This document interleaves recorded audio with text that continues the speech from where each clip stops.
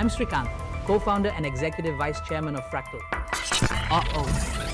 Actually, I am Srikanth's AI avatar, and the real Srikanth, who you can see behind me, wanted me to handle the start of this session. We may be 3 to 5 years away from a place that AI is getting so good that it will beat human beings at everything. Why is Fractal a big deal? Why is Fractal a disruptor in its space? Fractal powers these algorithms that help companies become better at what they do, more effective at what they do. What do you say to the doomsday conspiracy theories that there will be a point where artificial intelligence will gain superiority? In 5 years, would you need the same number of people? For the same quantity of work, we need only half the people or maybe a third of the people. Tell us about the journey and how you came into this space. It all began with my interest in math. Getting 98 on a math test was considered poor performance. Oh dear. We started Fractal and we said, what if we can use math to predict human behavior? The 2007 split was a tough one, wasn't it? I look back, maybe I wanted to take charge of it too quickly. My ego came in the way. Net, a year later, the 3 people who selected me as a CEO said, we don't want any CEO.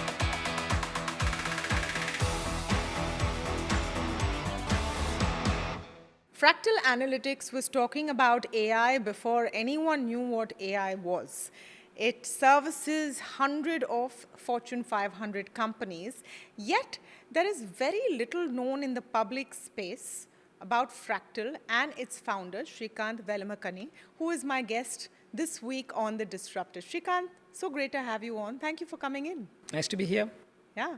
All right. So for those who are not really clued into what Fractal does, let's start right there. Why is Fractal a big deal? Why is Fractal a disruptor in its space? So Fractal powers decisions in enterprises. Just imagine you and I as ordinary people make maybe a couple of hundred decisions every day. From every morning when we wake up, what to wear, how to go to work, or what to eat. We make these decisions. Many of them are conscious decisions, some are unconscious. So think of enterprises. They make millions of decisions. What should be the price of a product? How should I market it? Who should sell it? How should we sell it? What should be the campaigns? All of that stuff, right? Each of these decisions can be powered by algorithms, machines that can figure out what is the optimal price to sell, or what are the best marketing budgets to have, or which channels to advertise in. These are the kinds of decisions that are increasingly being made by algorithms. And Fractal powers these algorithms that help companies become better at what they do, more effective at what they do, increase their productivity, become more customer friendly, and so on. And now with the progress in AI, these are becoming extraordinarily powerful in driving a competitive advantage for companies. So Fractal is a big deal because we are really powering the entire Fortune 500 ecosystem in getting better, being more productive, more employee-centric, more customer-centric. Okay, so to put it simply, you are the guys telling large companies how to use AI to sell better. Sell better for sure. Also, how to be more productive. For example, how do I increase my revenue per employee or my employee productivity? How do I plan my supply chain that I don't have a stock out, nor do I have excess inventory in something? How do I make a day-to-day decisions on price, promotions, etc. in order to sell better? I can do it with data, with AI, with algorithms, and that's really what we're helping them do. Okay, so now tell us about the journey, Srikanth, because you have been an earlier adopter of AI. Right now, we're in a world where everything is powered by AI. I think half the time there's an AI label stuck on stuff which has already existed. And we'll talk in a bit about, as genuine AI operationality we're seeing there and what's not. But tell us about the journey and how you came into this space. Of course, after being a banker, an investment banker, how all of this began for you. It all began with my interest in math. I'm always a good student of math, and from the part of India that I was born in, I was expected to be a math Greek. Which is that? Which is Andhra Pradesh. Okay. I grew up in Assam, Orissa, and Rajasthan, but there's this upbringing which meant that getting 98 on a math test was considered poor performance. Oh dear. So, one minute. So if you got 98 on 100, you would expect to be chided. You obviously made some mistake, so you got lost to 2 points, so obviously you did something wrong, and that is not okay. So I grew up in that atmosphere, and I was very interested in math. So as I was growing up, I thought engineering is the best place to use math. So I went into engineering college. And during the engineering days, it just struck me that I was more interested in something else, which was human behavior. Yes, you might be thinking, what does somebody do in an engineering college studying human behavior? So we had humanities courses. One of them was called psychology. And during that period, I read a textbook. It was called Morgan King. It was 700 pages long. And it was mind-blowing. Oh, this is the way to understand human behavior. The most complex of all things is how humans really behave. And once I started to learn that topic, I thought that I have to do something in life which involved math and human behavior. Now, I didn't know what it was. Like Steve Jobs says, you can only connect the dots looking backward. I was doing this stuff. And as I was I thought first, let me do banking because that's where math is used. And I realized very early on that I was not having that much fun doing banking. So then when we started Fractal and we struggled a little bit in the first 6 months figuring out what to do, we said, let's go back to what are the basics, math and human behavior. And we said, what if we can use math to predict human behavior? So first thing we did was we went to a bank, this was ICICI Bank, and we told them, look, you want to build a huge empire in retail lending. They had just started retail lending. And this is the year 2000. This is the year 2000. KV Kamath, I remember because I worked for ICICI, I remember making a presentation to KV Kamath along with Shikha, who was the head of personal financial services. And we had a plan, very aggressive plan of doing some 1,000 crores in the first year or something like that. KVK looked at it and said, I'm not interested in this. If you're not doing 10,000 crores in the first year, this is waste of my time. And everyone was going back and thinking, okay, how do we build a 10,000 crore empire in 1 year? So this was the environment. So when I quit ICICI, started Fractal, and we struggled after the struggle, we said, what if we help ICICI in doing lending better? What if I use data that the bank has in order to predict who's going to pay their loans and who's going to default on their loans? Maybe math can be helpful. Data can be helpful. So, and we can study human behavior through their data. So what are you calling it at this point? Because artificial intelligence at that point is not yet in common parlance. That's right. So what are you calling it when you're going out and pitching, say to an ICICI bank or other banks at that point? What are you calling this? We called it analytics. It was a hard one to explain to people what is analytics because everything is analysis, but what is analytics? So we said it is predictive analytics. Okay, and then we said it is called statistical scorecards. So we said we'll build a scorecard. So that takes the data and gives you a probability that somebody is going to pay their loan or not pay that loan. And using that, if the probability of default is high, don't lend to them. If the probability of default is low, lend to them. So that was the philosophy. So we called it predictive analytics. ICICI being, always experimental with new stuff, they said, okay, build the first statistical scorecard in India. So did you get to pitch to KVK? And no, KVK was not required for this. It was just 1 or 2 levels below that. But Shikha and her team, and there was a gentleman called Jairam who runs now Piramal Housing Finance. So he was the guy who was running this project. So he said, we'll give it to you. So we did that, and it was so exciting because we could see the data and we could find out, okay, these kinds of people are likely to default at this rate. To know that data can be used to infer human behavior or predict human behavior was intoxicating. The next one I'll tell you, which was very interesting, was the work we did with Unilever. So I worked with Dr. Siddharth Roy. He was the chief economist of Unilever at that time. Now, Hindustan Lever at that time is such an important company in India.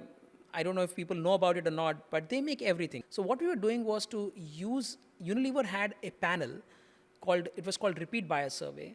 They would have special waste paper baskets in homes. And after you take out any wrapper of any product, you're supposed to dump it in that trash can.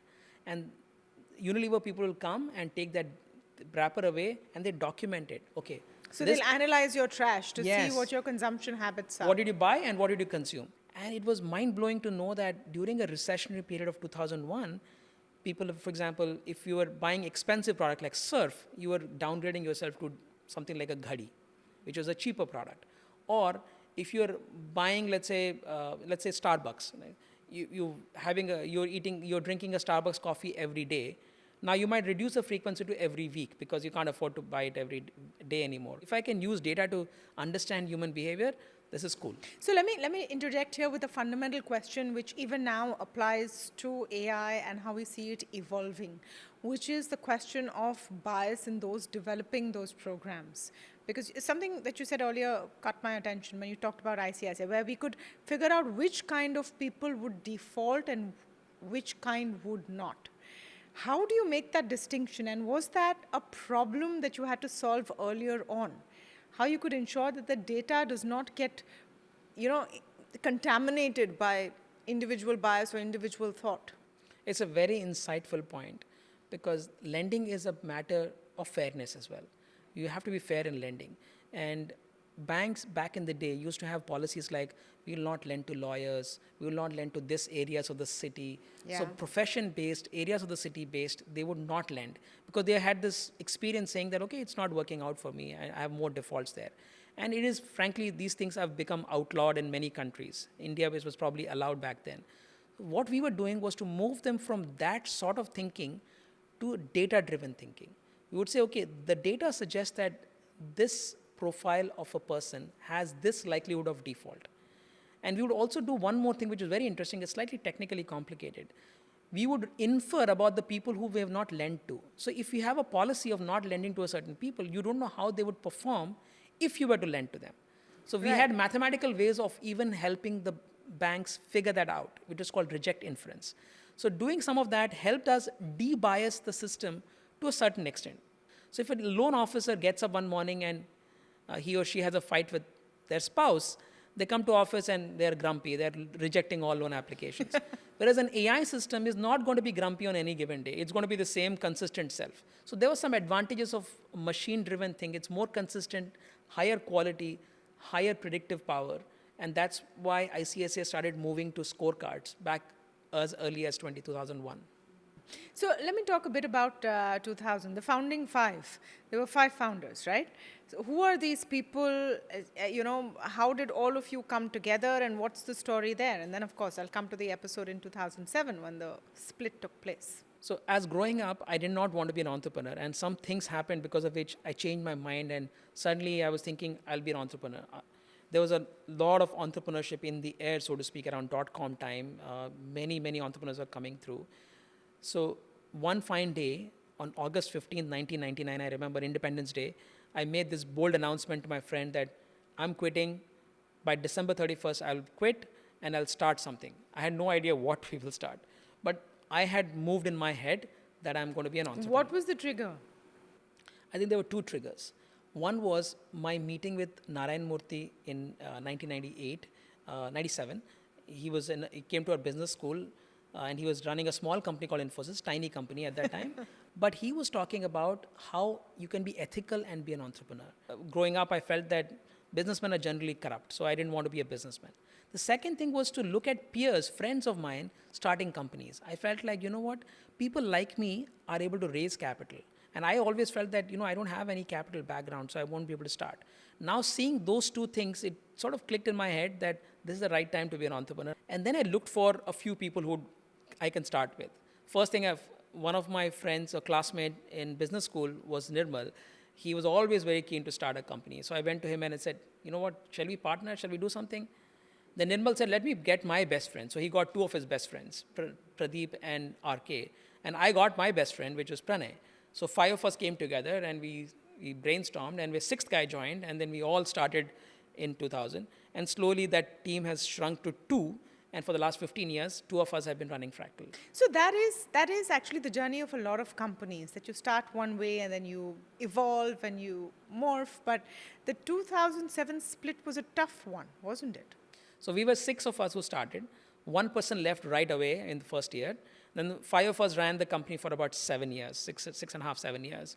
By 2007, differences were emerging. Part of this is because we are starting to become very successful, somewhat successful. So success always creates more problems than failure. That's my experience. The second thing that happened was that we all started to live in different parts of the world. So once we realized that the US markets and the Asian markets were better for our growth than India, then we sent 2 people to be in the US. That was me and Pranay. We sent 2 to Singapore to run the Asia markets, Pradeep and Nirmal, and RK was running it in India. Now, this was pre-Skype days and video calls and Zoom days, etc. So we used to have these teleconference calls, very expensive. Getting alignment with each other was hard. We were 5 equals, which is a big challenge. So the investors said, you guys should elect a CEO. We said, yeah, sure, we'll elect a CEO. We all went and met in London, a neutral location. We were trying to get a neutral location. We booked a big hotel and a bunch of conference rooms, and we said, we'll spend a full week, we'll figure out what to do with Fractal. So we got together, we had an election. Pranay and I, the two of us who were in America, we both contested the election, and the other 3 were going to decide who to choose. Okay, so it was a toss-up between Both of us. At the end of the process, which was a day long, and white smoke came out of the chimneys, then they announced that, Srikanth, we have selected you unanimously as the CEO. And I was thinking, okay, is Pranay going to be upset? But Pranay, we have a great friendship throughout our history. So Pranay was like, yeah, this is good. I think you'll be a great CEO. So we got back to our respective locations, and then hell broke loose. Because, I was not really an effective CEO, just to be very candid. When I look back, maybe I was not running it as effectively. Maybe I wanted to take charge of it too quickly. They were not used to this. My ego came in the way. Net, a year later, the 3 people who selected me as a CEO said, we don't want any CEO. Let's go back to the previous way of working. And that didn't work out, and things went from bad to worse. And then 2 of them quit. And then after that, we had a year and a half of great disturbance. AI was doing, analytics and AI were picking up, but we were in a very bad place. So by the time we all got done, it was 2010. So 2.5, 3 years of my life we lost. And by 2010, I think once we settled everything, I apologized to all of them and settled everything, and we were ready to grow to the next level. Yeah, first of all, Srikanth, I want to compliment you on being so candid and talking about lessons you've learned. And I want to take this back to what you said in the beginning, what changed things in your mind, your psychology class and the book you read. What do you think you learned about yourself? See, I have been very focused on self-growth throughout my life. Read about 100 books a year, sometime nowadays maybe 150 books a year, and always try to implement something in my life, always believe in feedback. So always asking people for feedback. I realized that my ego is my biggest bottleneck. And entrepreneurship is an ego-crushing experience because, when you start a business, you feel like I'll be everybody's boss, and you realize that everybody is my boss, including my landlord and my employees and my team members and your investors, even your spouse, everyone, right? Everyone's telling you're wasting your time. You should do something else with yourself. And you're telling them, no, it's all going to work out. I have a plan. Whether or not you have a plan, you're telling everyone that I have a plan. So that's a job of an entrepreneur. You convince the whole world that whatever she or he is doing is good and should believe in them. So I was doing that. And this was anyway sort of getting my ego in check. But once success started coming and I was elected the CEO, maybe I behaved in a way that was, when I look back, maybe I could have done something better. I think quotable quote over here, entrepreneur thinks he's the boss, but actually everyone's his boss at the end of the day. Let's talk a bit about AI now, because that's where we are. That's what the world is awakening and listening. And 2 schools of thought. One, that AI is evil. It will inevitably lead to the destruction of the human race. I had an interview with Yuval Noah Harari, and I think you're very familiar with his views over there. And he knows that he believes this is the end of the world. Where are you on that spectrum? AI is the most important general purpose technology ever. Like steam, electricity, AI, like internet, AI. It is a huge general purpose technology. And everything that's general purpose as science itself. I remember when I was growing up, we used to have debates in school, science is a boon or science is a bane. I hope no one is talking about that anymore because you can use science to do bad things. Similarly, you can use AI to do bad things. So bad actors using AI to, let's say, do cyber attacks or to steal your passwords or steal your money, or bad actors using it to manipulate you, doing fake videos, this is going to happen. Better AI will come and attack those bad actors and also detect those deep fakes, detect those cyber security issues and so on. So I think that will work out just fine. It's when AI gets out of control. Even the good actors use it unintentionally for bad reasons, or AI gets out of control. These are the two scenarios we must protect against. So, what do you say to the doomsday conspiracy theories that there will be a point where artificial intelligence will gain superiority over humans and then that's the end game? This point in the world is called singularity. And we may be 3 to 5 years away from a place where we have AGI or singularity, that AI is getting so good that it will beat human beings at everything. Just 3 to 5 years? 3 to 5 years. And the question is, if we have an intelligence, form of intelligence that is significantly superior to the current human intelligence, what is the chances that that superior intelligence will listen to us? Now, this makes the assumption that these higher intelligence forms have their own needs and aspirations and goals, and they will supersede our own goals. So the idea of all the AI research that's happening around safety is to create a system by which AI will never have those kinds of goals that are superior to human goals. But examples are being seen. I mean, you see them every day cited in, reports about AI exceeding the brief, so to speak. What do you make of those? So one of those is AI lying, right? Now we have insight into how AI thinks. Now these reasoning models, you can have a peek into the mind of the AI. It sort of shares with you what it is thinking before answering a question. And when you see that thinking, it makes some decision that, okay, if I say this, he is not going to like it, let me say this, which may not be true. So it is beginning to lie. But then realize that human beings also lie. In fact, developmentally, human beings start lying at the age of about 4. And I was very concerned. For the first time, I felt like my daughter is going to lie or has just lied. And then I read up a little bit. I realized that lying is a developmental milestone. So as AI gets better, it will have the ability to lie. The key thing is, can we align AI's values to fundamentally human values? It is not easy, but it is the topic of the research. Now, AI can produce incredible breakthroughs in the world in terms of productivity, in terms of healthcare outcomes, educational outcomes, just making our lives easier. It will do a lot. Well, look what we're doing with it right now, writing emails on LLMs, making fake videos, making memes. I mean, look at what we're using AI for. Of course, a lot happening, and of course, selling better. Exactly. Think of healthcare. Today, for example, Fractal has a business called Cure.ai, spelled with a Q. And Cure.ai is doing the work of the radiologist. And it's already touched 25 million lives. It detects tuberculosis on an X-ray. It detects COVID on an X-ray. It detects lung cancer. So take lung cancer as an example. Cure is working with AstraZeneca, which is a large pharma company, in identifying lung cancer early. Lung cancer is a disease where if it is identified early, there's a 70 to 80% chance of recovery. But if it's identified late, the chance of recovery comes down to 7 or 8%. So it's a 10x difference. So if I can have an AI system that's surveying the world and detecting lung cancer early, I will save literally millions of lives. But they're not enough. Are you putting out radiologists out of business? It is actually augmenting radiologists, number one, and it is putting AI radiologists when radiologists don't exist. So think of a country where there's only one radiologist. There are countries where there's only one radiologist for the whole country. India needs probably 10x the radiologists that it has today.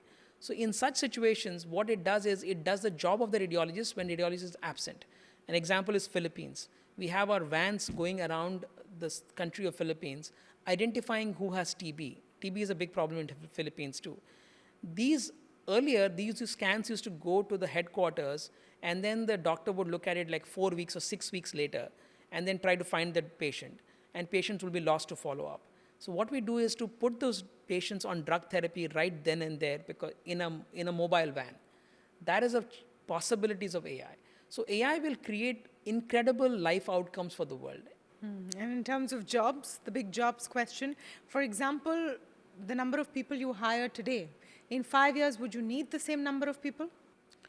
It's a good question.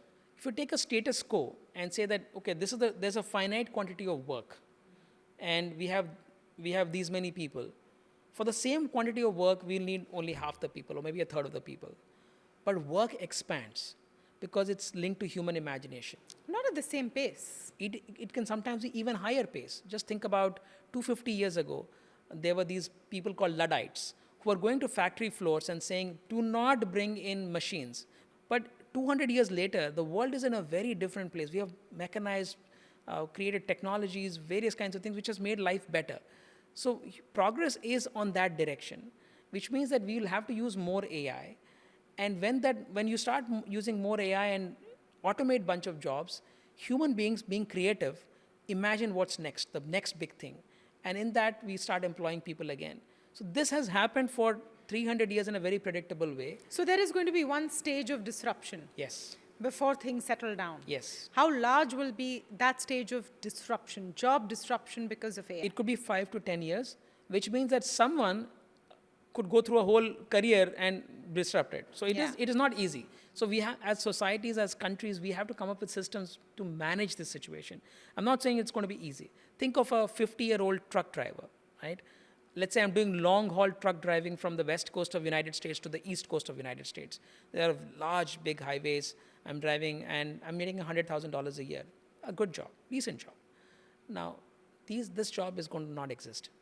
Now, AI is going to do the most of the driving. And now this truck driver has to figure out, what should I do with my career? What should I learn? Can I become a drone pilot? Can I become something else? It's not easy at 50 to relearn something and get a new job and so on. So there could be some disruptions. The question really is, do we have a choice? The economic incentive of using AI to make progress is so strong that companies are going to say, look, I'm going to use AI instead of using something else. And yet there's one more thing, which is about human outcomes. Think of accidents. Today in India, 1.5 lakh people die every year because of road accidents. In the US, 35,000 people die every year because of road accidents. Now, if we have AI-driven vehicles, we can eliminate that loss. So then who foots the bill, or who takes care of those who get disrupted? In your view, is that society? Are those governments? Does there need to be a plan hand in hand to minimize that disruption? Or is it something that we as humanity will have to go through? We as humanity and all the various elements of humanity, whether it's companies, countries, governments, state governments, local governments, all of us have to come together and say, we have to protect people. Protecting jobs is passé. It's not possible. We can protect people. And we have to create, reskilling people so that they can learn new stuff, giving them temporary support. I have this concept that everyone in the world has to become a serial expert. And everyone has to stop thinking of 50-year careers as a given. It's not there anyway. People are anyway moving. Now you have to think of a career as a 5-year intervals. You do 5 or 6 or 7 of those over the next 30 years. And there's no need for us to work 40 hours a week either. That is just an artifact of the Industrial Revolution. There's no reason that maybe 3 hours is good enough, maybe 5 hours is good enough. How many hours do you work a week? I'm working 60 hours a week. And I've been working maybe 60 to 80 hours a week for the last 25 years. 60 to 80 hours, yes. Huh? Do you think AI can do your job? I think several aspects of it should do my job, and it will free my time to do what is next for, let's say, Fractal or for the world at large. So that, I think I'll welcome that. Yeah, interesting. Thank you so much, Srikanth. This has been a fascinating conversation. Absolute pleasure, Srikanth, to have you on The Disruptors.